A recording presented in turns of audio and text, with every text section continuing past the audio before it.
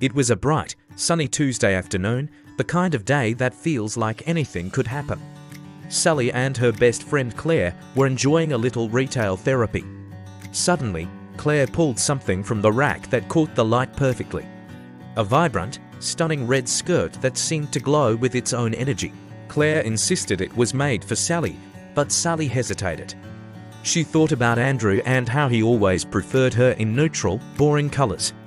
After a moment of doubt, Sally smiled. Why let the past dictate her style? She decided to take a leap and buy the skirt. It was time for a fresh start.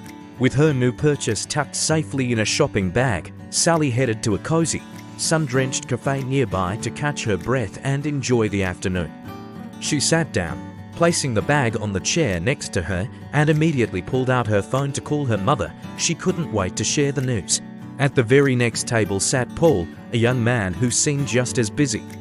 He was finishing the last of his coffee while wrapping up a business call. As Paul gathered his things to leave, he moved a bit too quickly.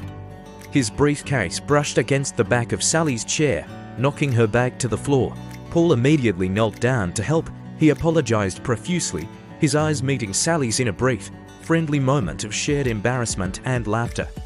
In the slight chaos of picking up the bag and smoothing out the red skirt inside, they both reached for the phones resting on the table. Unknowingly, they swapped. Paul walked out of the cafe with Sally's phone, and Sally went back to her work day with Paul's an hour later. Paul was back at his office. The phone on his desk began to ring. It was a call from someone named Andrew.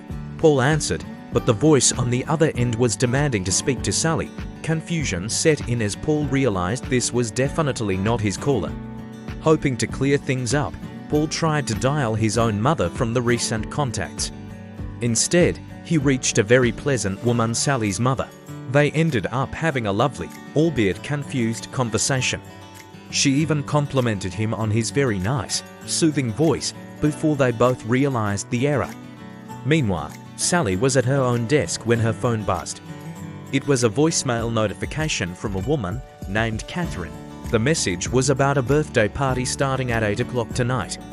Sally listened to the message twice, her brow furrowed in total mystery. She looked down at the phone and then at her shopping bag. The vibrant red skirt was still there, but her digital life was now in the hands of a stranger. As the afternoon light faded, Sally couldn't help but smile.